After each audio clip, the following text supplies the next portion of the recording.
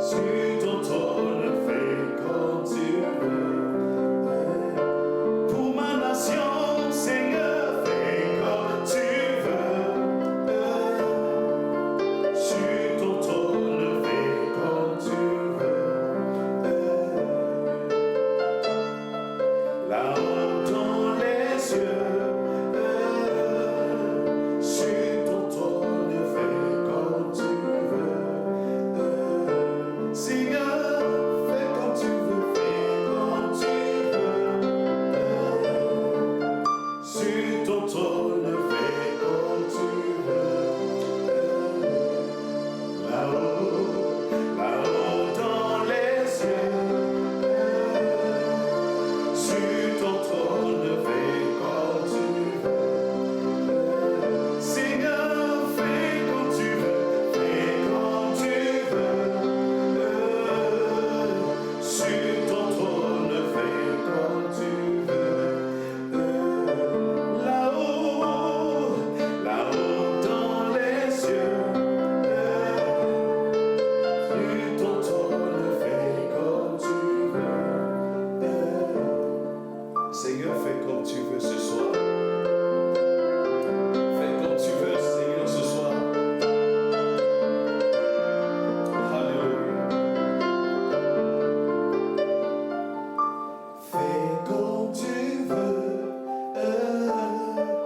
Sur ton trône, fais comme tu veux. Là-haut dans les cieux, sur ton trône, fais comme tu veux. Fais comme tu veux. Sur ton trône, fais comme tu veux. Là-haut dans les cieux, sur ton trône, fais comme tu veux. Seigneur, fais comme tu veux. Sur ton trône, fais comme tu veux. Là-haut dans les cieux, sur ton trône, fais comme tu veux. Seigneur, fais comme tu veux. Sur ton trône, fais comme tu veux. Là-haut dans les cieux, sur ton trône, fais comme tu veux. Seigneur, fais comme tu veux, fais comme tu veux. Sur ton trône, fais comme tu veux. Là-haut dans les cieux, sur ton trône, fais comme tu veux. Fais comme tu veux. Sur ton trône, fais comme tu veux. Pour le Gabon, là-haut dans les cieux, sur ton trône, fais comme tu veux. Fais comme tu veux. Sur ton trône, fais comme tu veux. Là-haut, là-haut dans les cieux, sur ton trône, fais comme tu veux. Fais comme tu veux, Seigneur. Fais comme tu veux, Seigneur, pour ma nation. À toi la gloire. Seigneur, des cœurs sincères et reconnaissants, nous venons à toi, Père éternel. Fais comme tu veux, Adonai. Pour notre pays, le Gabon, fais comme tu veux, Adonai. Oh Jésus.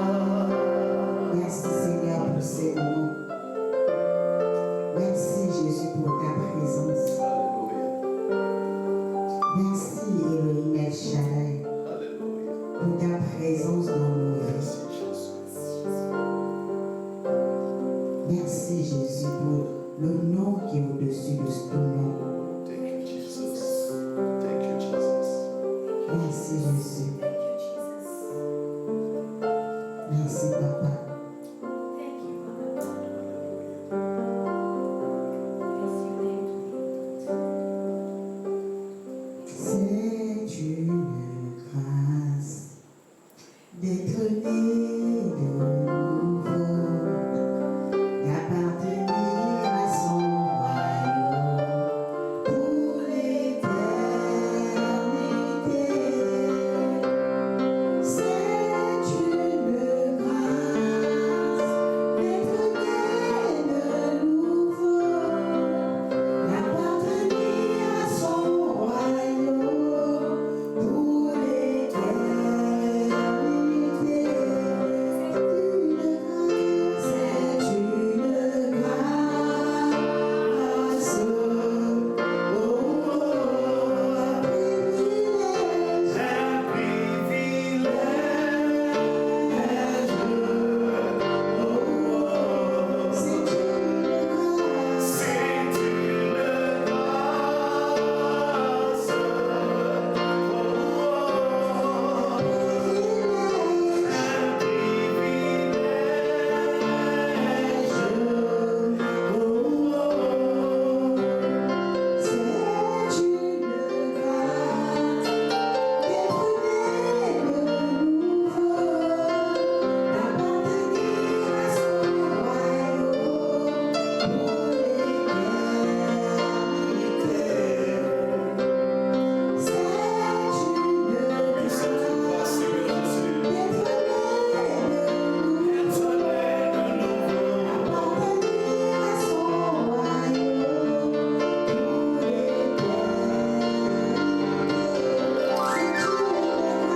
c'est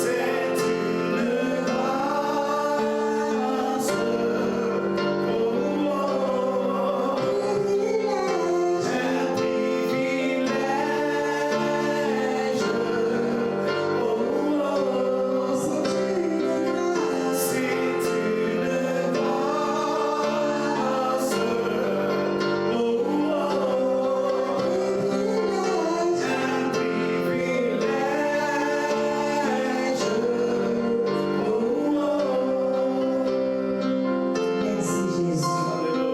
C'est vraiment une grâce d'être né de nouveau. C'est un privilège, Seigneur, de t'appartenir, de connaître ton nom, Seigneur. Merci. Merci pour ta fidélité. Merci pour ton amour. Merci Jésus. Merci Seigneur. Merci Papa. Tu es bon, tu es merveilleux. Tu es puissant.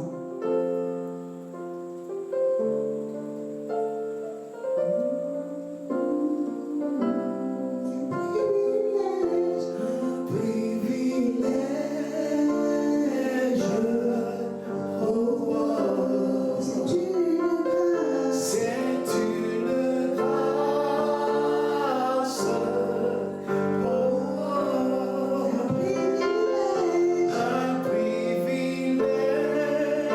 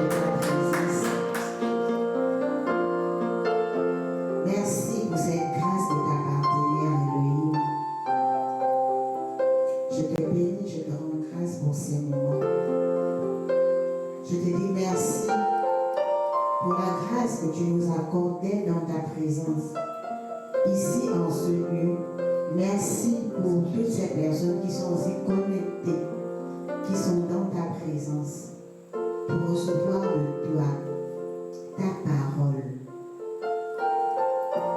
Papa, je prie afin que le message qui sera libéré ce soir puisse porter du fruit. Ce message bien-aimé, le message de ce soir, le thème de ce jour d'enseignement, qui est la méditation de la parole de Dieu. La méditation de la parole de Dieu. Alléluia. La parole de Dieu, elle est puissante. La parole de Dieu dit qu'elle est comme une épée à double tranchant. La parole de Dieu est la vérité. C'est elle qui nous éclaire. La parole de Dieu est la source de vie. Elle nous nourrit. La parole de Dieu est une puissance. Elle nous délivre. Bien-aimé, le thème de ce soir, c'est la méditation de la parole de Dieu. Alléluia. Déjà méditer. Méditer, c'est une discipline. Méditer, c'est contempler quelque chose. Contempler quelque chose. C'est-à-dire la regarder ardemment, intensément. Et avoir le désir de devenir cette chose. En fait, lorsqu'on médite la parole de Dieu, on doit avoir le désir qu'on puisse l'enraciner en nous. La méditation de la parole de Dieu, c'est très important. Alléluia.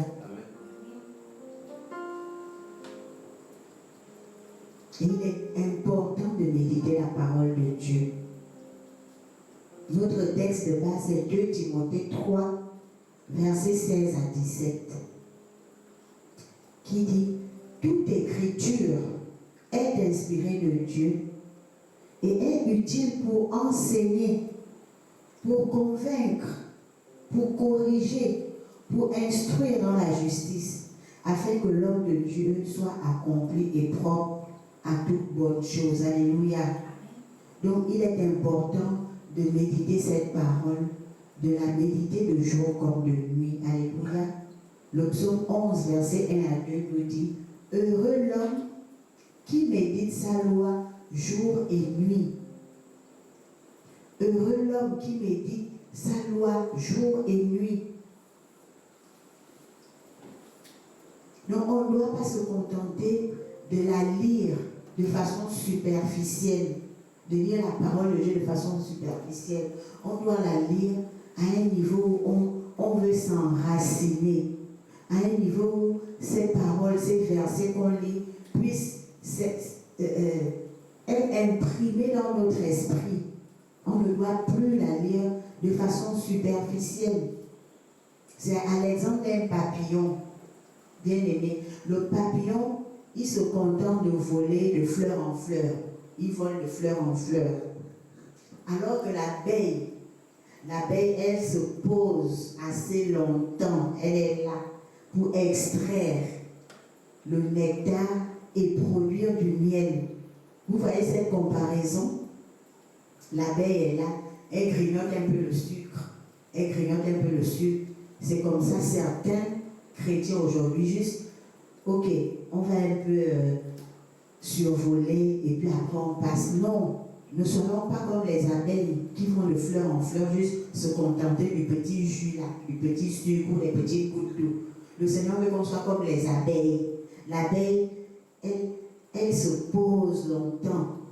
Elle extrait le nectar. C'est comme ça que Dieu veut qu'on puisse aujourd'hui extraire le meilleur, vraiment extraire la puissance qui est dans sa parole, afin qu'on puisse produire du miel. Le miel, c'est une métaphore. Le miel, c'est on va être des personnes justes, des personnes édifiées. On va marcher dans la lumière. on va être délivré, on va être aiguisé spirituellement. C'est-à-dire on sera capable même de parler à Satan et ses agents, de parler aux circonstances sur la base de sa parole. Mais si on ne la médite pas, de jour comme de nuit, on n'y arrivera pas. Si on ne se pose pas, on ne s'assoit pas pour dire, je prends la décision de méditer la parole de jour comme de nuit, vraiment, on passera à côté de beaucoup de choses. Donc, le Seigneur veut qu'on soit comme l'abeille. L'abeille se pose longtemps sur la fleur. Elle prend le temps d'extraire le nectar pour produire le miel. Alléluia. C'est ça la différence entre lire la Bible de façon superficielle et prendre le temps de méditer ce qu'on lit. Quand tu prends le temps de méditer la parole de Dieu, tu es comme cette abeille qui prend le temps d'extraire les fondements, d'extraire la puissance de Dieu, la vérité, la lumière, vraiment la prospérité. Tu prends le temps d'emmagasiner. Quand ça, vraiment, Dieu dans son laboratoire, il produit du fruit, produit du miel au travers de toi, au travers de ta vie. C'est ça l'importance de méditer la parole de Dieu. Et la méditation n'est pas une chose difficile, c'est pas mystérieux. Et c'est pas réservé seulement pour les érudits ou bien ceux-là qui ont fait l'école, qui sont allés à l'école biblique, qui ont fait la théologie. Non, la méditation c'est à la portée de tous. Il suffit d'avoir le désir et la volonté. Il suffit d'avoir un désir profond de dire, ah, je vais un peu me concentrer sur telle portion d'écriture, je vais un peu me concentrer sur tel chapitre. Dire, Seigneur, apprends-moi à mémoriser, je vais mémoriser telle portion d'écriture, je vais laisser que cette portion s'enracine à l'intérieur de moi. Qu'elle s'enracine, parce que lorsqu'on lit la Bible, on lit, mais il y a des moments où tu t'arrêtes quand même sur un verset, ou si quelqu'un t'a parlé, quelqu'un t'a exhorté sur la route, quand tu rentres chez toi, tu dis, ah, un frère m'a exhorté sur tel verset, ou dimanche, on nous a prêché sur tel verset, je vais méditer sur cette portion d'écriture. Donc, c'est d'abord, tu prends le temps de... Tu as d'abord ce désir profond, ce désir ardent de lire cette portion d'écriture et de mémoriser, apprendre à mémoriser les versets et de se laisser s'enraciner pour que cette parole soit appropriée à toi. Alléluia. Parce que le but, c'est qu'elle devienne une force. Le but est que cette parole devienne une force de vie qui agit en toi. Le but, c'est de ne pas seulement la lire avec tes yeux ou de la proclamer avec tes lèvres. Quand tu médites, il faut que cette parole devienne une puissance pour toi. Il faut qu'elle devienne réelle, une épée, une arme. Il faut que cette parole puisse faire de l'effet. En fait, quand tu te lèves, vraiment, tu as mémorisé un verset, tu mémorises un verset. Seigneur, ta parole déclare. Ta parole déclare. Quand ça a de l'effet, ça a de la puissance. Et cette parole, ce verset, un seul verset que tu auras médité, va aplanir des montagnes qui se présenteront devant toi. La méditation de la parole de Dieu est très importante. Et ce n'est même pas le nombre de versets qu'on mémorise qui compte. Non, ce n'est pas le verset, mais c'est l'effet que produit sur toi la lecture. Il faut que quand tu médites, il y ait de l'effet. L'effet dans ton corps, âme et esprit. Un verset, tu peux tomber sur un verset qui te redonne la vie, qui te redonne le goût de la vie, alors que tu étais abattu, tu étais découragé. Mais parce que tu as médité la parole de Dieu, elle va produire en toi quelque chose, vraiment un effet positif. La méditation de la parole de Dieu, un autre point, elle nous clarifie notre compréhension, elle nous édifie et corrige notre conduite. En fait, le fait de méditer la parole de Dieu, de jour comme de nuit, elle nous conduit vraiment, elle nous taille, elle nous corrige, elle enlève tout, vraiment toutes les vices qui pendaient, tout ce qui n'était pas de Dieu là, ça tombe. Lui-même il te fixe ça bien, il te fixe comme un petit robot, tu reviens, tu prends la forme qu'il veut, vraiment tu agis comme il veut. La méditation de la parole de Dieu a beaucoup d'effets positifs. La méditation de la parole de Dieu aussi nous enrichit l'esprit. Alléluia. Amen. Elle nous enrichit l'esprit et elle nous donne des pensées différentes de celles qu'on avait auparavant. C'est là où on dit que le vieil homme tombe. Quand tu prends vraiment cette résolution, cette décision que Seigneur, je veux, à compter de ce, je veux méditer ta parole. Je ne veux plus la survoler. Je ne veux plus être comme ce papillon qui se contente de sucer juste un peu, alors que l'abeille prend son temps pour extraire le jus. Elle extrait pour aller produire du miel. Alléluia. Amen. Dans le psaume 1, versets 1 à 3, il est écrit: heureux l'homme qui trouve son plaisir dans la loi de l'Éternel et qui médite sa loi jour et nuit. La Bible nous dit quoi? La suite nous dit: il est comme un arbre planté près d'un cours d'eau. Il est comme un arbre planté près d'un cours d'eau qui donne son fruit en tout temps et dont le feuillage ne se flétrit pas. Tout ce qu'il fait réussit. My God. On dit qu'il est comme un arbre planté près d'un cours d'eau qui donne du fruit en son temps et dont le feuillage ne se flétrit pas. Ça veut dire que grâce à la parole de Dieu, tu peux produire du fruit même dans le désert. Avec la parole de Dieu, tu seras comme un arbre planté près d'un courant d'eau qui sera fertile.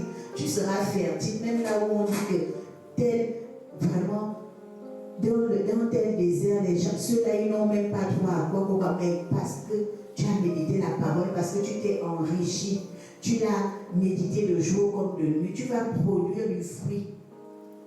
Tu vas produire du fruit. Lorsqu'on avait appelé Joseph, Pharaon, pour interpréter le rêve, mais c'est parce que c'était quelqu'un il se nourrissait de la parole de Dieu, de la prière. Ça veut dire que pendant l'année des vaches maigres, il a été inspiré, il a transcendé, il a donné vraiment des directives, des solutions. C'est parce qu'il avait emmagasiné la parole de Dieu en lui. Et plus tu emmagasines la parole de Dieu en toi, le Saint-Esprit aussi devient robuste, il devient géant. Il t'inspire, il agit avec puissance. Et la partie, on dit que dont le feuillage ne se flétrit pas, c'est-à-dire ton feuillage est toujours vert. Toujours vert. Ça veut dire que même pendant les tribulations, parce que tu as gardé la loi dans ton cœur, parce que tu l'as médité de jour comme de nuit, ton apparence ne va pas refléter ce que tu traverses. N'est-ce pas formidable? C'est très important, la méditation de la parole de Dieu. Et à la fin, on dit, tout ce qu'il fait réussit. Oh my God. C'est la parole de Dieu qui va te guider. Elle va t'orienter afin de réussir dans tout ce que tu entreprendras. Mais il faut la discipline de la méditation. Il faut la méditer.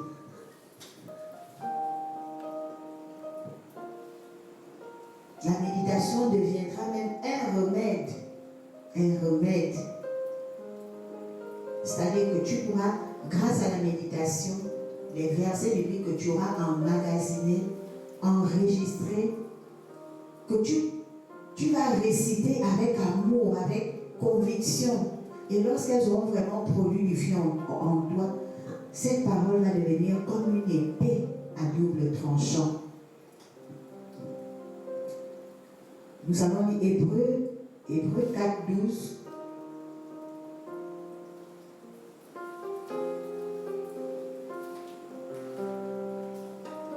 Hébreux 4, 12 nous dit: car la parole de Dieu est vivante et efficace, plus tranchante qu'une épée quelconque à deux tranchants, pénétrante jusqu'à partager âme et esprit, jointure et moelle. Elle juge les sentiments et les pensées du cœur.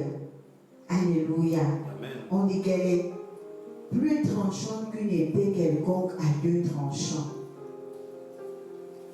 On dit qu'elle est vivante et efficace. Comment ne pas vouloir méditer sur cette merveilleuse parole? Comment ne pas prendre la décision de dire, je vais méditer sur cette parole? On me dit qu'elle est efficace. On me dit qu'elle est plus tranchante qu'une épée à deux tranchants. Ok. On me dit que la parole de Dieu est puissance. Pourquoi ne pas recourir à cette parole et décider de la méditer? La méditation est très importante. Elle deviendra un remède contre toute forme de faiblesse spirituelle ou morale. Parce que tu es spirituellement faible, la parole de Dieu va te donner de la vigueur à tes os. Elle va éveiller ton âme. Elle va te redonner la force. Elle va chasser toute forme de découragement ou tout jugement humain en tant qu'humain que tu avais déjà pris et tu avais même déjà décidé de jeter l'éponge. Mais parce que tu auras médité la parole de jour comme de nuit, cette parole deviendra un remède contre toute forme de faiblesse spirituelle ou morale. C'est très important. La méditation de la parole de Dieu sera aussi un remède contre une vie vraiment sans intérêt. Il y a des gens ici-bas qui mènent comme ça une vie oisive. La parole de Dieu est tellement riche, elle est tellement efficace qu'elle ne délivre pas seulement, elle te communique la pensée de Dieu pour toi. Toi qui te disais, bon, moi je suis né là, mais en lisant un passage, tu peux tomber sur un passage de la veuve, par exemple, la veuve qui, son mari avait laissé les dettes. Dans la parole de Dieu, elle avait eu une injonction du prophète de vendre l'huile. Tu peux devenir une femme d'affaires rien qu'en méditant la parole de Dieu. Donc il y a des gens qui mènent une vie oisive comme ça, qui ne connaissent même pas la pensée de Dieu pour leur vie. Ils ne savent même pas ce qu'ils sont venus faire sur terre.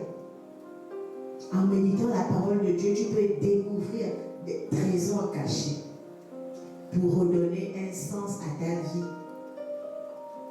Pour réaliser que la parole qui est écrite là, elle est esprit et vie. Elle donne de la vie à tout ce qui était mort. On dit qu'elle est efficace, elle est tranchante, elle transperce corps et âme. C'est que si tu étais peut-être spirituellement comme un petit bonhomme où vraiment Satan t'avait déjà téléguidé à faire du n'importe quoi, lorsqu'elle te transperce, lorsque ta parole te transperce, vraiment comme dans les films là, tu te ressaisis. Tu te ressaisis. Tu prends tes sens. Il te redonne l'intelligence. la conduite à tenir. Il te dit fais ceci, ne fais pas cela au travers de sa parole. Alléluia. La méditation de la parole de Dieu sera un remède contre un manque d'intimité avec Dieu. Le fait de la méditer de jour comme de nuit, tu vas avoir à nouveau une intimité avec Dieu. Tu vas lire sa parole. Elle va te nourrir. Et ça va te permettre de te rapprocher de Dieu, de connaître sa pensée chaque jour. En la méditant jour et nuit, tellement tu auras le réflexe d'ouvrir ta Bible, tous les jours. Le Seigneur va toujours t'accorder la grâce de tomber sur des versets qui vont te parler, qui vont te bénir, qui vont bénir les autres. Parce que plus tu médites, plus tu as le désir de la partager. Ce n'est pas des expériences qu'on garde pour soi. Une soeur va t'appeler, moi-même j'ai vécu ça, elle m'appelle, oh non, Annelle, je suis tombée sur un verset, ça m'a vraiment fortifié. Et tu seras une source de bénédiction pour les autres. Non seulement tu seras béni par la parole, mais tu vas bénir les autres. Au travers par les expériences que tu auras vécues en la méditant.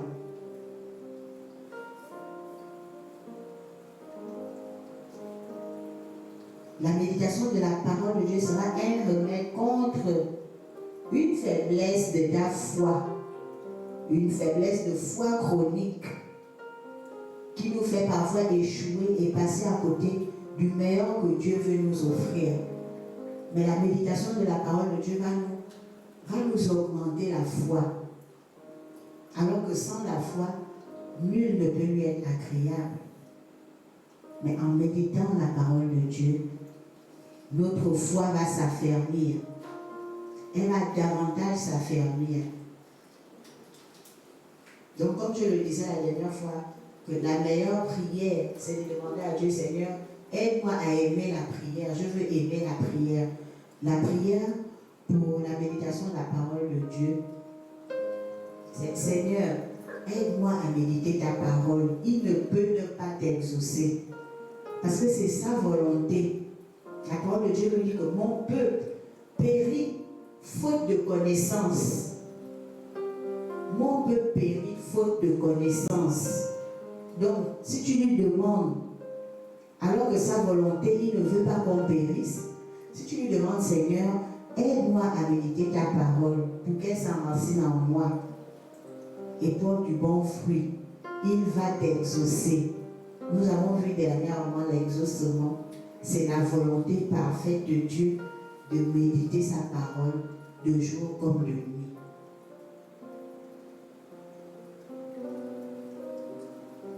Donc après avoir fait une telle prière, je puis vous assurer, il va te donner la soif de lire, de méditer, de lire, d'ouvrir ta Bible.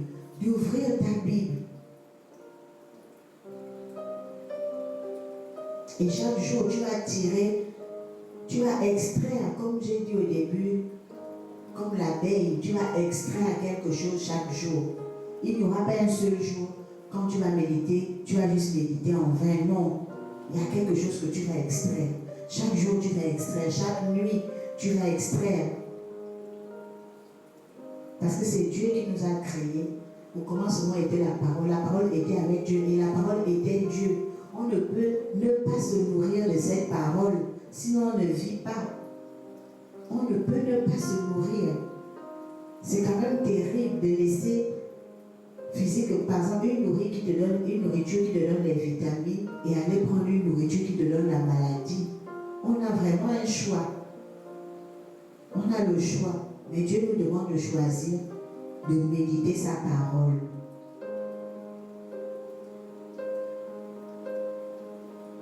Donc nous avons été engendrés par la semence de Christ, incorruptible de la parole vivante et éternelle, afin que nous puissions participer à l'immortalité de Dieu en Christ et faire de la méditation quelque chose vraiment d'obligatoire et non optionnel. Ça ne doit pas être une option de méditer.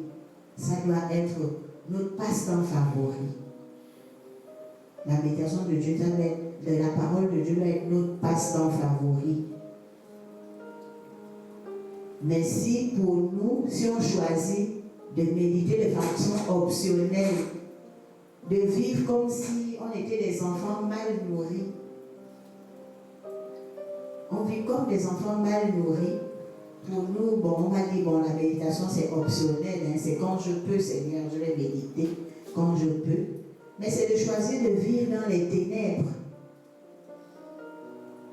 C'est de vivre en manque de connaissances. On peut périr, faute de connaissances. C'est là où on périt. C'est de choisir de vivre dans la pauvreté. Refuser de méditer, c'est choisir de vivre dans les ténèbres. C'est choisir de vivre dans la pauvreté. Et c'est de choisir la mort. Alors que lorsque tu médites la parole de Dieu, il t'éclaire, il t'inspire, il ouvre ton intelligence. Il change ta manière de penser, ta manière de réagir face aux événements, face aux provocations. C'est la meilleure éducation, la parole de Dieu. Elle t'éduque. En fait, là où les gens pensaient que celle-là, elle va craquer. Non. Mais tu auras enraciné, tu auras mémorisé les versets. Il y a une pléthore de versets où le Seigneur a horreur de la colère. Tu sauras que la colère n'est pas bien. Parce que tu auras emmagasiné ça dans ton esprit. La colère, Dieu a horreur. Si vous parcourez la Bible, il a horreur de la colère. Il a horreur des querelles. Lui-même, il dit clairement qu'un homme préfère vivre sur une toiture que de partager avec une maison avec une femme querelleuse. La méditation de la parole de Dieu te donne même comment te tenir dans la société, des bons comportements. Donc, ne pas méditer, c'est choisir de vivre dans les ténèbres. C'est choisir de vivre avec un manque de connaissance.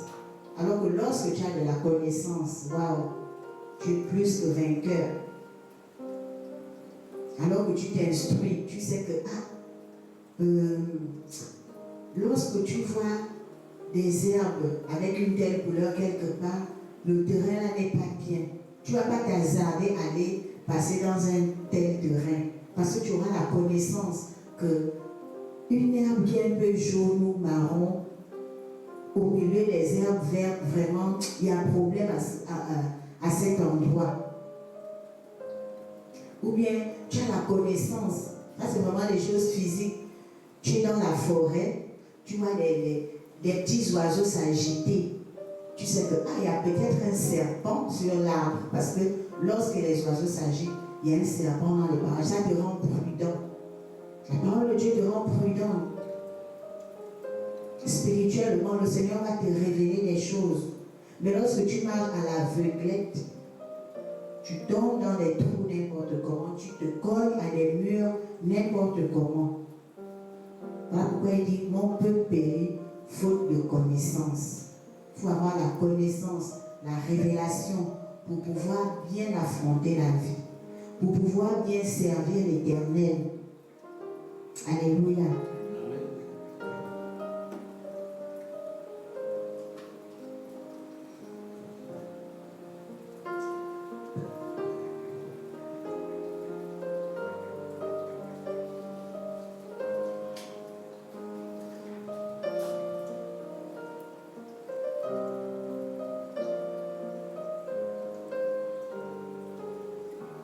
Donc le verset sur 2 Timothée 3, verset 16 à 17, toute écriture est inspirée de Dieu et est utile pour enseigner, pour convaincre, pour corriger, pour instruire dans la justice, afin que l'homme de Dieu soit accompli et propre à toute bonne œuvre. Donc ce verset nous dit que la Bible est utile, la parole de Dieu est utile, et elle a 4 raisons qui la rendent nécessaire. Donc, elle est utile pour enseigner, l'enseignement.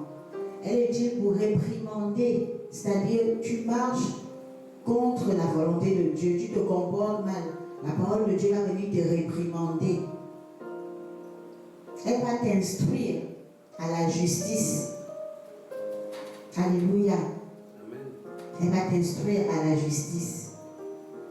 Donc c'est très important l'utilité de méditer la parole de Dieu. Donc la parole de Dieu est une nourriture nécessaire à la vie. Alléluia. C'est une nourriture nécessaire à la vie. La parole de Dieu nous nourrit. Elle nous nourrit spirituellement. C'est elle qui nous donne les vitamines spirituelles dont on a besoin. Matthieu 4, il est écrit, l'homme ne vivra pas que de pain seulement, mais de toute parole qui sort de la bouche de Dieu. Alléluia. Amen. Toute parole qui sort de la bouche de Dieu. Donc on n'a pas besoin seulement du pain, mais de toute parole qui sort de la bouche de Dieu. C'est elle qui nous nourrit. Elle nous nourrit. Elle nous nourrit. Vraiment, chacun à son niveau. Dans 1 Pierre 2, chapitre 2, voilà pourquoi il faut aussi, lorsque tu auras beaucoup médité la parole de Dieu, tu seras capable de nourrir chacun. Le Saint-Esprit va tellement travailler en toi. Tu vas nourrir les gens qui viennent sur ton chemin, chacun vraiment avec sa catégorie de nourriture. Un bébé, tu ne vas pas donner à un bébé la viande. Ou bien vraiment le sanglier qui a la peau dure. Là. Tu vas lui donner du lait. Vraiment les rudiments nécessaires, vraiment les petits versets là, bien là pour le faire grandir, Au fur et à mesure, tu élèves le niveau. 1 Pierre 2 dit, comme des enfants nouveau-nés, désirez ardemment le lait pur de la parole, afin qu'il vous fasse grandir en vue du salut. Alléluia. Amen. Donc les nouveaux-nés ne peuvent pas vivre sans lait. La parole de Dieu est notre lait. Lorsqu'il se réveille, il pleure parce qu'il veut du lait. De la même manière, alléluia, nos vies doivent être semblables à des bébés. C'est-à-dire vraiment, quand tu as dit tu veux méditer là, quand tu as soif de la parole, ça va créer en toi la soif. Le bébé là, dès qu'il veut seulement le lait, tu prends le lait, tu donnes le biberon, il va se calmer. Alléluia. Amen. Donc de la même manière, tout comme nos vies doivent être inexistantes sans le lait de la parole de Dieu. Nos vies seront vraiment inexistantes si nous n'avons pas le lait de la parole de Dieu. On n'a même pas à décider, mais c'est vraiment tout ce dont on a besoin. Si tu donnes pas le lait là-haut, si tu ne donnes pas le biberon au bébé, le lait, ça peut être le lait maternel, mais le bébé va mourir. Le bébé va mourir. On n'a pas le choix, on ne peut ne pas nous nourrir de cette parole. Donc c'est vraiment une réalité évidente pour nous. Afin de bien vivre, nous avons véritablement besoin de la parole de Dieu et de la méditer. La parole de Dieu est la vérité. C'est la parole de Dieu qui nous révèle les histoires des anciens temps. Vraiment des choses qui vont nous permettre de mieux traverser telle ou telle situation. Des histoires qui vont nous édifier. Des histoires vraiment qui vont nous ouvrir les yeux que, dans la vie là, vraiment, il ne faut pas faire ça à l'autre. Il ne faut pas faire ceci. Vraiment, la parole de Dieu, elle est la vérité. Alléluia.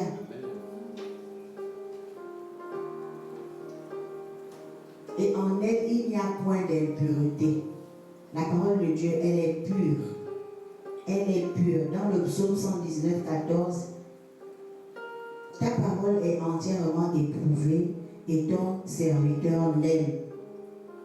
Non, c'est dans le psaume 12, verset 6. Psaume 12, verset 6, il est écrit, les paroles du Seigneur, ce sont des paroles pures. C'est de l'argent affiné, 7 fois purifié par le feu dans un creuset. Alléluia. Amen. Donc la parole de Dieu ne contient pas d'impureté. Il ne s'agit pas d'une parole que vous devez excuser pour ses erreurs ou devant être redéfinie avant utilisation. Au contraire, il s'agit d'une parole pure, si pure qu'elle est comparée à de l'argent affiné 7 fois par le feu dans un creuset. Alléluia. Le fait de méditer la parole de Dieu sera une source de réjouissance. Le psaume 111, 119, verset 162 nous dit « Je me réjouis de ta parole comme celui qui trouve un grand butin. » Donc la plupart des personnes essayent de trouver la joie grâce aux grandes propriétés physiques. Ils veulent trouver la joie parce que le compte est garni. Mais comme on a vu là, nous ne pouvons pas vivre que du pain. Et l'argent ne constitue pas et ne peut pas acheter l'ingrédient qui peut vous donner une vie et une joie réelle. Quel est cet ingrédient? C'est la parole de Dieu. Alléluia. La parole de Dieu, en dehors des autres éléments qui nous rendent heureux, apporte aussi la joie. Elle apporte tellement de joie qu'elle se compare à la découverte d'un grand trésor. C'est-à-dire que vraiment, tu as peut-être traversé une situation, tu as essayé toute forme de solution. Tu as perdu beaucoup de biens, quel que soit le problème que tu as eu. Mais il y a une parole, vraiment tu vas tomber sur une parole qui va te donner tellement la joie, tellement la force, elle va te fortifier. Elle sera plus puissante que tous ces biens, que tous ces grands comptes bancaires. Donc elle apporte tellement de joie qu'elle se compare à la découverte d'un grand trésor. La parole de Dieu est vraiment un grand trésor.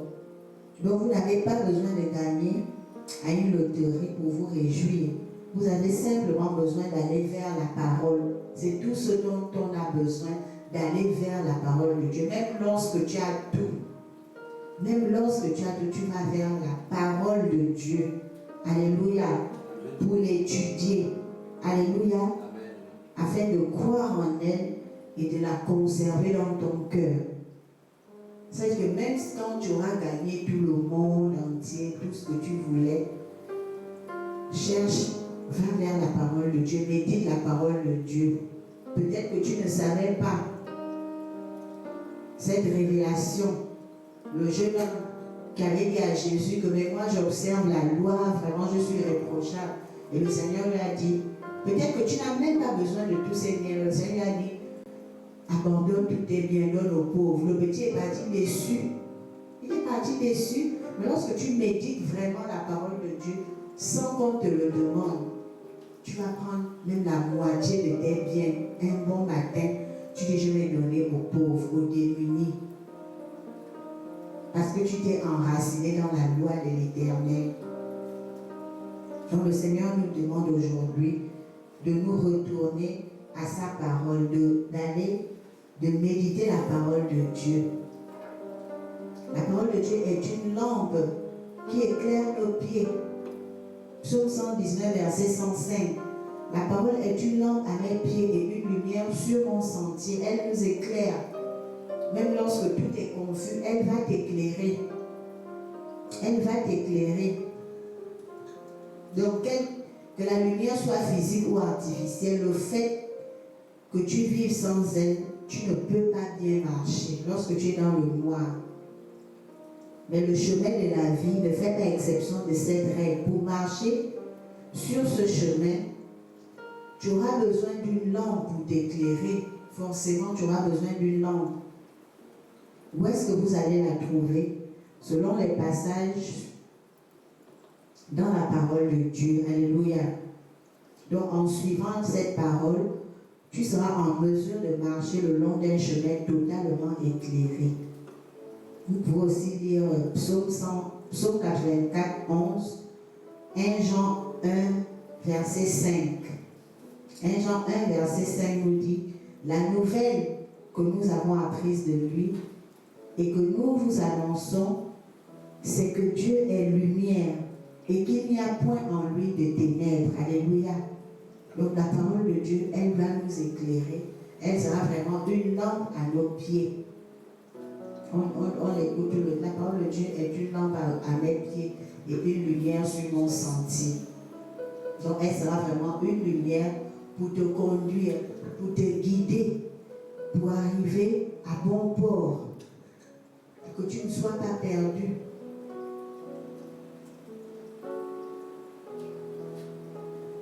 Lorsque tu médites beaucoup la parole de Dieu, elle deviendra ton délice. Alléluia.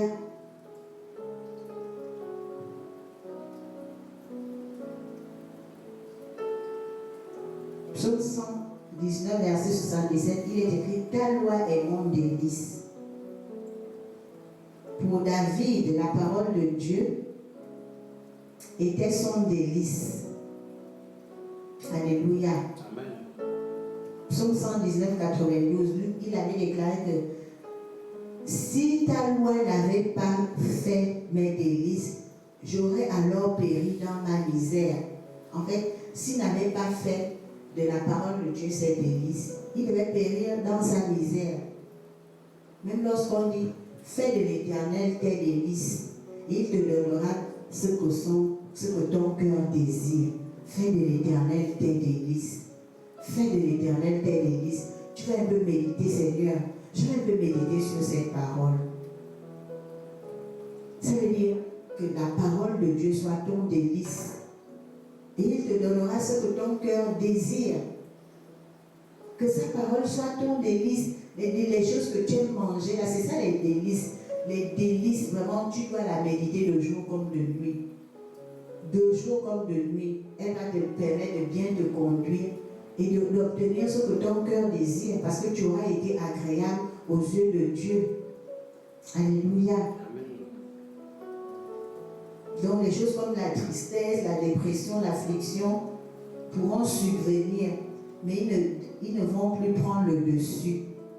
Tant que la parole de Dieu sera ton délice. Alléluia. Amen. Donc Dieu est fidèle et il fera toujours de nous plus que des conquérants alors que nous lui faisons confiance.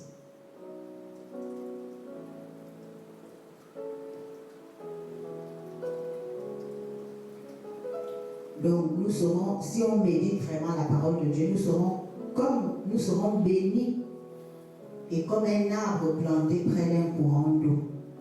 Alléluia. Amen. Psaume 1, versets 1 à 3. Heureux l'homme qui ne marche pas selon le conseil des méchants, qui ne s'arrête pas sur la voie des pécheurs et qui ne s'assied pas en compagnie des moqueurs, mais qui trouve son plaisir dans la loi de l'Éternel et qui la médite jour et nuit. Il est comme un arbre planté près d'un courant d'eau qui donne son fruit en sa saison et dont le feuillage ne se flétrit point. Alléluia. Amen. On a aussi vu qu'on deviendra prospère. Alléluia. Amen. On deviendra prospère et prudent. On l'a vu tout à l'heure.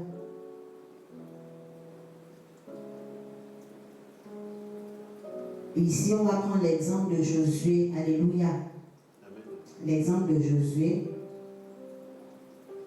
C'est lui qui avait eu la révélation d'arriver à la terre promise, de conduire le peuple à la terre promise.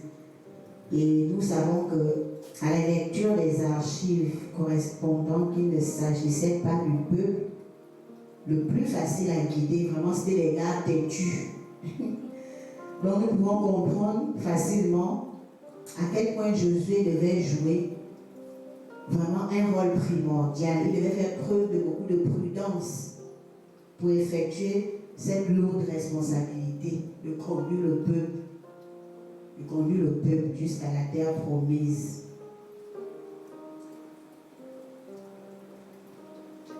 Et c'est intéressant de voir ce que Dieu lui avait donné comme conseil de faire. Alléluia. Afin qu'il puisse agir avec prudence. Donc, Josué 1, verset 5 à 8, c'est grâce à la parole de Dieu, les recommandations de Dieu, que Josué avait réussi. Josué 1, verset 5 à 8 nous dit: nul ne tiendra devant toi, tant que tu vivras. Je serai avec toi, comme j'ai été avec Moïse. Jésus avait déjà cette assurance. Il avait déjà cette assurance grâce à la parole révélée par Dieu. Parce que nous, on l'a aujourd'hui écrite. On l'a aujourd'hui écrite. Donc, il a médité, il a mémorisé ça, ce que le Seigneur lui avait dit. Nul ne tiendra devant toi tant que tu vivras. Je serai avec toi comme j'ai été avec Moïse. Je ne te délaisserai point, je ne t'abandonnerai point. Fortifie-toi et prends courage. Car c'est toi qui mettras ce peuple en possession du pays que j'ai juré à leur père de leur donner. Alléluia. Amen. Il a gardé, il méditait ça. En fait, quand il se souvient que fortifie-toi et prends courage, ça l'aidait à ne pas se décourager. Parce que c'était un peuple têtu. Non, le peuple d'Israël. Oh, il fallait avoir le cœur, le grand cœur comme Moïse. Mais le Seigneur avait déposé les paroles révélées qu'il avait emmagasinées. Alléluia. Amen. Fortifie-toi seulement et aie bon courage en agissant fidèlement selon toute la loi que Moïse, mon serviteur, t'a prescrit. Ne t'en détourne ni à droite ni à gauche, afin de réussir dans tout ce que tu entreprendras. Alléluia.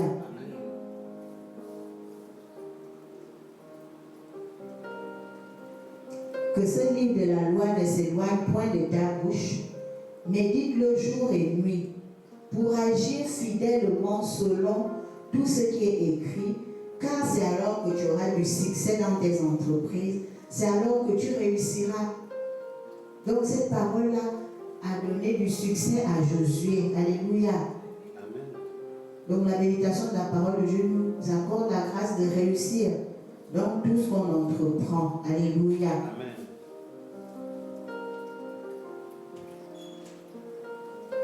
Donc pour conclure, on va tout simplement dire que le Seigneur veut aujourd'hui qu'on retourne à sa parole, qu'on fasse recours à sa parole. Parce que sa parole est vérité. Sa parole est la nourriture de la vie. Sa parole est notre lait de croissance. Sa parole est notre source de réjouissance. Sa parole est une lampe qui éclaire nos pieds. Alléluia. Sa parole, elle est pure. Sa parole nous délivre. Sa parole nous corrige. Donc ce soir, nous allons juste prier, Seigneur. Je veux recommencer à méditer ta parole. Alléluia. La semaine prochaine, nous allons voir comment méditer la parole de Dieu. Ce sera la deuxième et dernière partie. Comment méditer la parole de Dieu. Vraiment c'est des petits canevas. C'est pas universel. Chacun peut changer selon sa sensibilité. Mais la semaine prochaine, nous allons voir comment méditer la parole de Dieu. Comment méditer. Mais ce soir, le Seigneur veut qu'on retourne à sa parole. On retourne à la source. Au commencement était la parole. La parole était avec Dieu. Et la parole était Dieu. Il veut qu'on mange lui-même sa nature. Plus on mange la parole de Dieu, plus on devient fort. On a les meilleures vitamines spirituelles. Il veut qu'on la médite de jour comme de nuit. Aujourd'hui, à cause du temps, on ne verra pas la deuxième partie. Mais la semaine prochaine, on va voir comment méditer la parole de Dieu. Mais au moins ce soir, demandez à Dieu, donne-moi le désir de lire ta parole. Prie avec moi. Toi qui es connecté, toi qui es ici, Seigneur, accorde-moi la grâce de repartir à la nourriture spirituelle, à la source d'eau vive. Aide-moi à aimer ta parole. Aide-moi à ouvrir ce livre de la loi de jour comme de nuit. Tu pries, tu demandes à Dieu que ce livre ne soit plus une décoration pour les étagères, mais que ce soit ton passe-temps favori, ton instrument que tu amènes partout.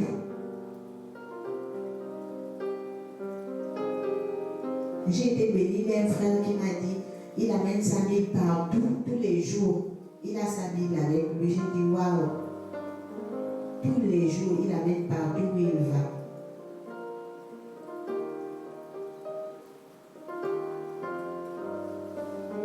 Merci Père pour ces moments. Papa, je prie ce soir afin que tu m'aides, que tu aides aussi mes frères et sœurs à reconsidérer la méditation de ta parole. Papa, aide-nous à aimer ta parole. Aide-nous à la lire de jour comme de nuit, mais de ne pas la lire de façon superficielle, comme une abeille qui se contente de se ressourcer du sucre des fleurs. Mais nous voulons qu'elle puisse avoir de l'effet dans nos vies. Nous voulons que cette parole soit véritablement une épée à double tranchant dans nos vies.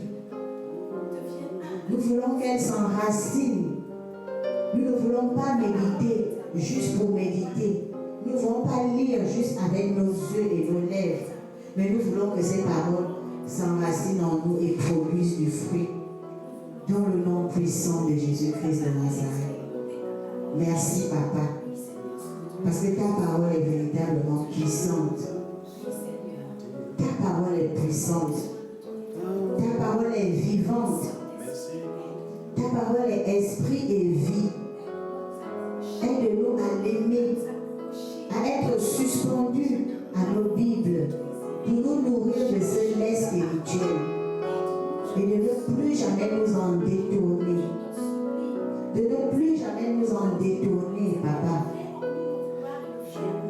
Oh Seigneur, cette prière est conforme à ta volonté parfaite pour nous. Merci, Papa. Je te dis merci. Merci pour ce message. Merci pour ce message. Merci, Papa, pour ta présence.